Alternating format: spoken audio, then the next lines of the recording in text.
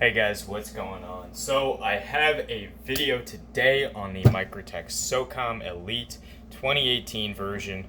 So this is the latest version to come out from Microtech. Both of them I have are clip point blades. My favorite blade shape they make. I think they only do two blade shapes. The other is a Tonto or Tonto, whatever. So I like the clip. I think it's more versatile for what I use a knife for. So, getting into it, this knife is incredible. It really is. I mean, it's not competing with companies like Spyderco. It's not competing with Benchmade. Where I put this knife is among the ranks of Strider, Hinderer, and Chris Reeve. I think the quality on these is just that good. Now, I think this might be the best beater knife on the face of the earth at this moment that is still in production. This knife is, if you don't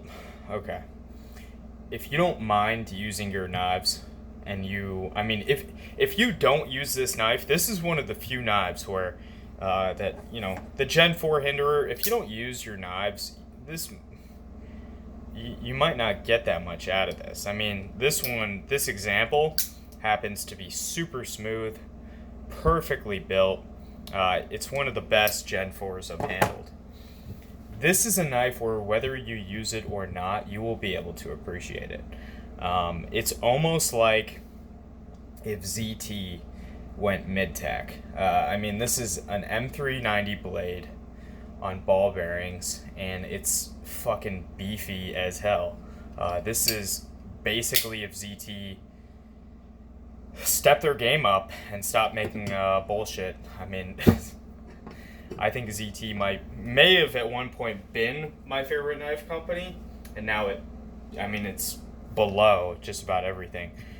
So let's get this started with a size comparison.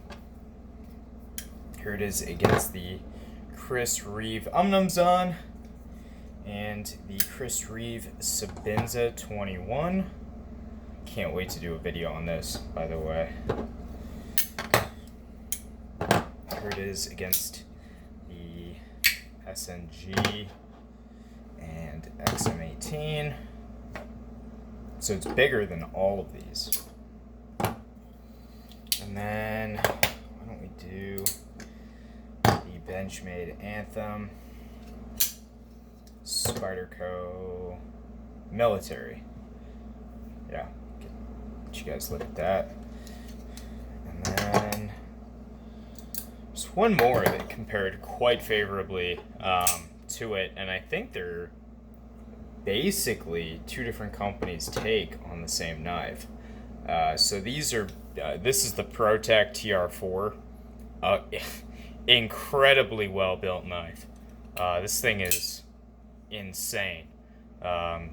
It's my first Protec, and I have to say, this blew me away. But if you look at what they're trying to do, they're really going for about the same idea, just executed a little bit differently. So it's a 4-inch blade, aluminum handled, tactical or hard use knife. And tactical is one of those words that doesn't really mean anything unless it has a context. I mean, it really is sort of a meaningless word, a tactical knife. Tactical for what? I don't know. Maybe it's me. But these knives are absolutely incredible. So you can see there is quite a bit of wear on this blade towards the tip. You can see coating's worn off. I don't know what this coating is. I don't know if it's like a Cerakote. It almost feels like, how do I explain it? Almost like Benchmade's coating. A little bit. It feels like a more satin version, and all I mean by that is it reflects light a little bit more version of Microtech's like Cerakote. Feels kind of like the Emerson coating as well, for those of you that have handled Emersons. Yeah, so big beefy blade on this. You can see, so this is basically a PM2 stock. It is thicker than a PM2 by probably a 0.5 millimeter. So this is 4 mil thick. At its thickest, it's 4.5. Super beefy tip too, while still being precise and super useful. So another thing that is absolutely amazing about this knife is, and I know it's not so much of a misconception these days with people like Neuro Knives and Super Steel Steve around, but this is one of the thinnest behind the edge large folding knives from a production company that I've encountered. So this one I actually bought from Neuro Knives. We're in a group chat, all of us, and he threw a bunch of stuff up, and I saw this, and immediately I wanted it. So I'm glad I got this. But yeah, so this one is super thin behind the edge. It's thinner than a PM2. And for those of you that own these new Striders, it's a little bit thinner than these behind the edge. And these are really well done too. Talk about blade stock ground thin. These new Striders are exceptionally well done. So yeah, what they do, rather than go with a super shallow grind, so you can see the grind height of this knife is far higher than that of the Microtechs, but they do it at obviously a shallower angle. I mean, if they went at the same angle, this would be a zero grind at the width that it is. But what they do is they go at a super shallow angle, and they leave the knife pretty thick behind the edge. I mean, really, there's not too much of a reason for a knife to be thicker than a military behind the edge, at least a folder. I mean, I don't see a benefit to it. I think these new steels can take quite a beating, and people say S90V is chippy. I encourage those people to go out and use S90V. I've hit staples and all kinds of things, so if this brittle steel can handle it, I think just about every knife should be ground at least this thin, minimum. But with another delicate chippy steel M390, we have an even thinner grind. So now that thin grind is really at its thinnest right around here. It does thicken up towards the tip, and if you're using a fixed angle system, let me see if you use one on this. I think he freehanded this because, yeah, he definitely freehanded this. This is actually a really nice consistent bevel he did, because I don't think you could use a fixed system and get the bevel that even. So what ends up happening, let me see if I have a knife that I can show you guys. So if you look at this Sabenza here, this one appears like it was sharpened on a fixed angle system. I don't know if it was. I just got this from Super Steel Steve. But you can see how down here it's super thin, or the bevel's at its thinnest, and then as you go up towards the tip, it thickens up. Same deal with the Socom, but this is actually one of the biggest variances between like this thickness down here and up towards the tip that I've seen in quite a while. The only companies that really have a big problem with this are ZT, and it might just be ZT. No love for ZT in this video, guys. Yeah, I think it is just ZT. But yeah, if you sharpen this on like a KME at 15 degrees per side, it's going to be super noticeable. I think 17 degrees per side is really the way to go with these Socoms. I think it just cuts exceptionally well. I did use this for a lot of work. So for a while I was helping a buddy renovate a house that he bought that he was going to flip. Bamboo overgrowth in the backyard. The guys planted bamboo for whatever reason, and it just took over the whole backyard. I chopped so much fucking bamboo with this knife. First off, M390 is not chippy. If you can chop bamboo with it, you're probably going to be fine day to day.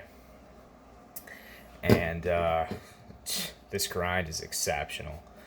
So really, what you're left with is a stout, beefy tank of a knife that is extremely rigid in its lockup, both up and down and side to side. And I'm going to get into that in a sec. But you have such a great, functional, useful, and desirable, in my opinion, of a grind on this knife. And you can really get a lot of cutting, you can cut a ton with this knife without exerting a lot of force just because of how thin that grind is. Moving on, this knife is super solid in its lockup. It is a titanium liner lock. It is on ball bearings, but these are ceramic bearings. I think Neuro Knives had a video where he took some of the bearings, and maybe he popped one out and tried to break it with a pair of pliers. He was unable to do so, so I'm going to say that the bearings in these are pretty tough. I guess I'll swap these out, kind of like the way the Stonewash blade looks. Yeah, so bearings aren't going to be popping on you. I guess really the only concern I would have is be careful with the amount of tension you put on these pivots. The last thing you want to do is put way too much tension, and believe me, you really have to torque down on these. So a good way to know if there's too much tension, just grab the blade by the tip, and if you feel like bumping, you should probably loosen it a little bit. So this one I took apart today. I tightened it down super fucking tight just to see. And, I mean, I don't think the bearings were turning too much. And at one point I tightened the Anthem pivot down way too much. And it actually stopped the bearings from rolling. So it wore like a nice channel in the titanium. But super beefy nonetheless. What are these? Blade stops. Now, I can't quite prove anything in terms of these being stronger than a traditional stop pin. These are screwed in, I believe, and they do the job super well.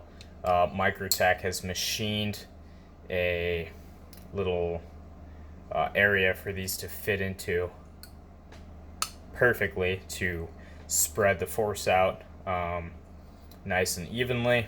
So good to go in my opinion. What else?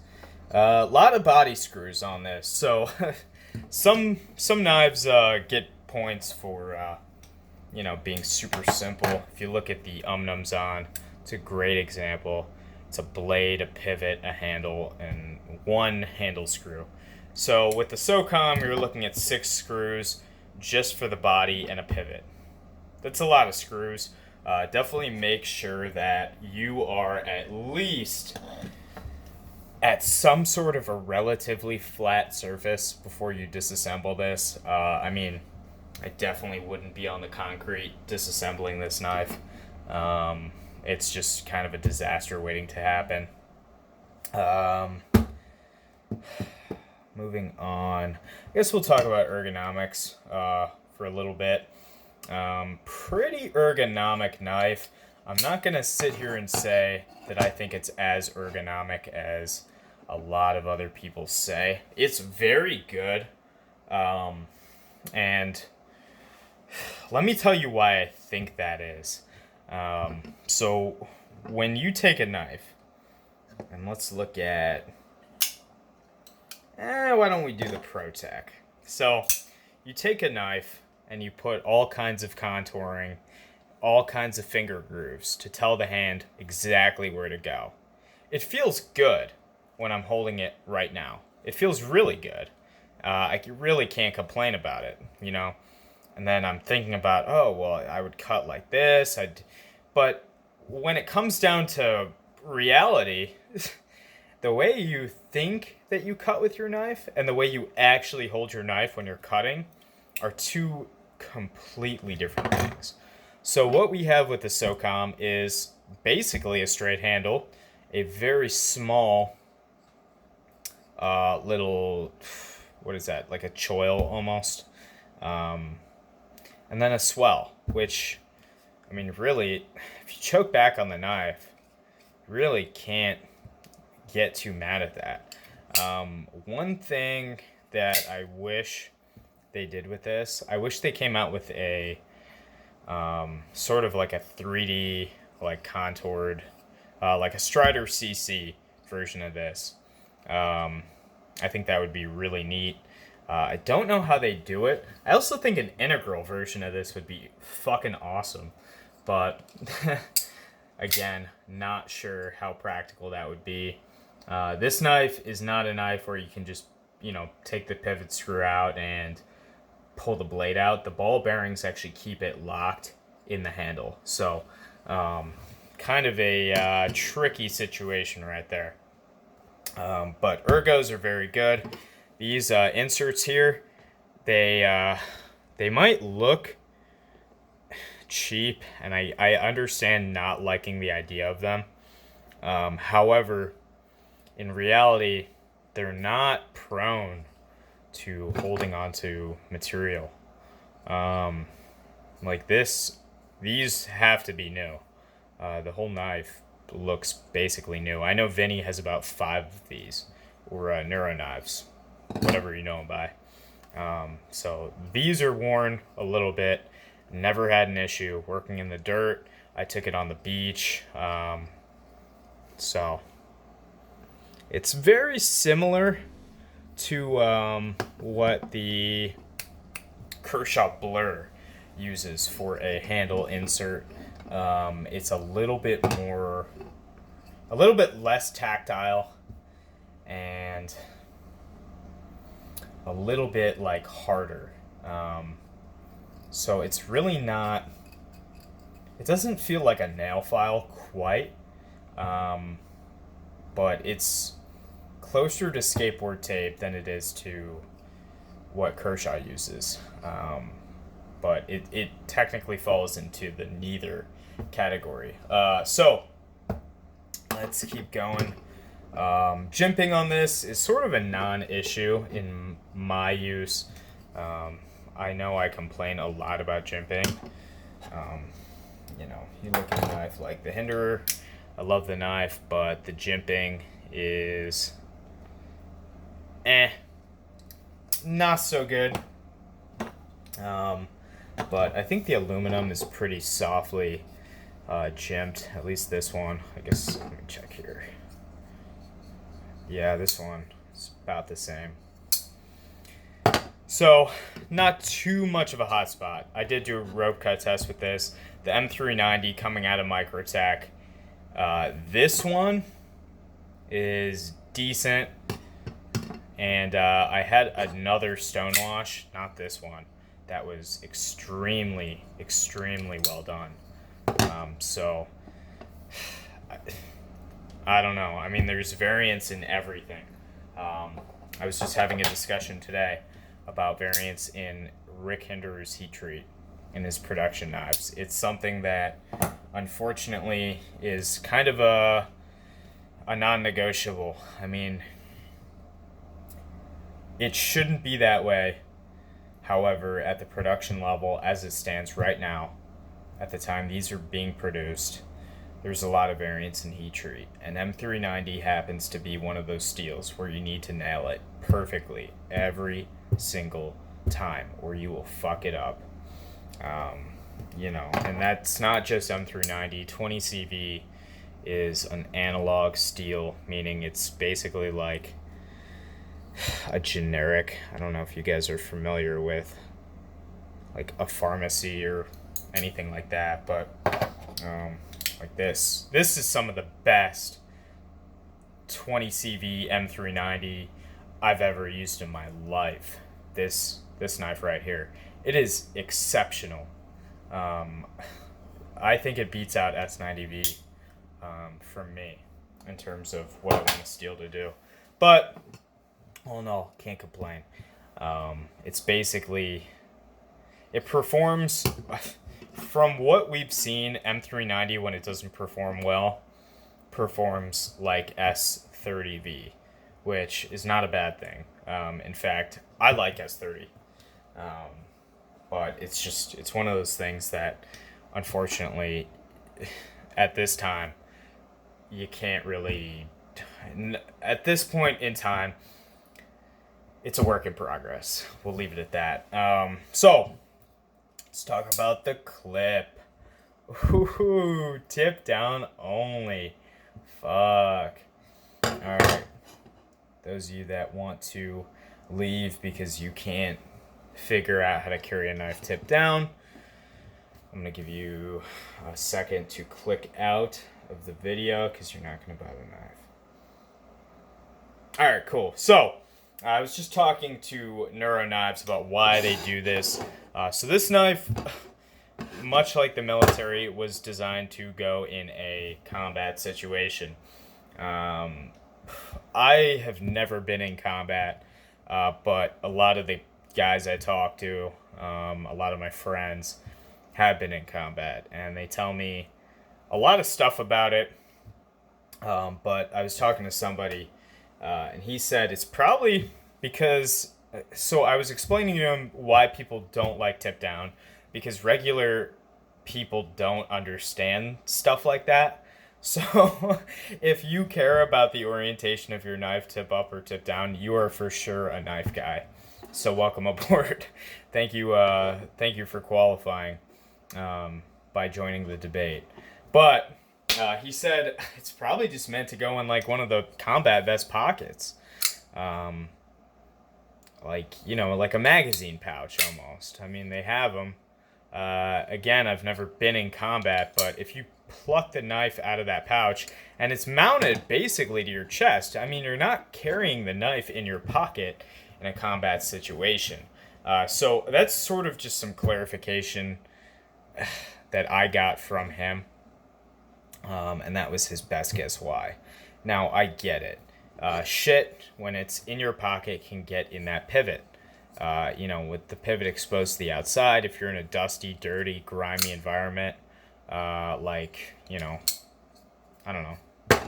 construction zone or combat, it might be an issue. For me, it's not too bad. I'm not always in the cleanest environments, but I'm also not in the dirtiest environments. So, let's talk more about the clip. This is one of the best clips I've ever gotten the pleasure of experiencing. Reminds me a lot of Chris Reeves' clip. So you can see that secondary retention hump kind of midway. That is so perfect. It is so well done. It blows my mind. It really does. Such a well done clip. It retains well. It carries super deep. It carries deeper than most of the knives I own. And if you guys don't know, tip down knives are best carried in your back pocket. That way, if you're right-handed like me, the blade goes right up against the pocket, or the seam of the pocket, and there's no chance it's going to open, and it's out of the way. So you can throw your phone in there. A lot of times these bigger knives will crack your phone, like hit up against it, you know, stuff like that. And you don't want that happening. But this clip is really well done. The knife carries deep in jeans and pretty much every like kind of pants I have. What else can I say? The glass breaker, I don't know anything about that. I mean, I guess the way it's executed, it's not hurting anything, and yeah, probably could break glass. I'm not gonna try it unless I need to, but yeah, probably could break a windshield out. Let's see. Yeah, I mean, not too much left to say. I've kind of talked a good chunk of time. I mean, really, if this knife is too big for you, and that's the reason why you're holding off from getting it, you're in luck. You're not out of the water. You still have to get the Socom Mini. So what that is, it's going to be a 3.5 or 3.4 inch blade. It's going to be about this size, a lot smaller. So it's going to be way more manageable. I'm going to be picking one up for sure, and reviewing it for you guys. Oh, action. Action is good. It sounds like a pistol slide being racked. It's awesome. You don't need any wrist. It just flies out. It almost, like, people think that these are autos. And there's so much weight in this blade that it kicks. It has a recoil. I've never had a knife have a recoil. It is one of the most satisfying knives to flick open. It's just incredible. This one, like I said, is new. So lockup is early. And then this one has been used and abused, and lockup is early. What else is there to say? Not too much. Flow through construction, kind of. Just really nice construction overall. Super beefy pivot. Great. I mean, you could pry with this knife. You can pry really hard, too. I actually ripped a bathtub out of a wall using just this knife. So it can be done. If you're willing to use the knife, it can handle it. So price, I think I mentioned this, is about $300. Used, you can find them for about $250, maybe $220 at the lowest. It just depends on where you look. So, trying to think if there's anything else I can add before I close out. I mean, really, it's a knife. As soon as you take it out of the box, you're like ready to to buy a new. Like at least I was. I've been taking a break from buying guns for a couple months now, and as soon as I got this, I was like, I need a SIG P320 to match. It's an incredible knife. It's so well built. It kicks open like a mule. It's beautiful. Depending on the blade finish you get, it could be a large dress knife. I mean, well, maybe not a dress knife, but it can do both. So it can do tactical, and it can do pretty. Also, the weight on these, it's definitely under 6 ounces. I think it's 5.5, which is only an ounce heavier than the CF military right here.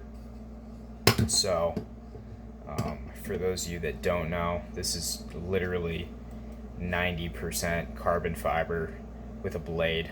And a very thin liner, yet still quite effective. But yeah, I'm gonna say that if you're looking at other competitive like options, if you will, I mean, these are really your big two right here. I think at least. Yeah, I mean, really, this knife is incredible. I'd put it right up there with Strider, Hinderer, and CRK for sure. I think it's the fourth member of the trifecta. It's unfortunate that these will be discontinued eventually. I'd love it if these were in production for a while, but I know it's not the case. So definitely jump on it before they discontinue them.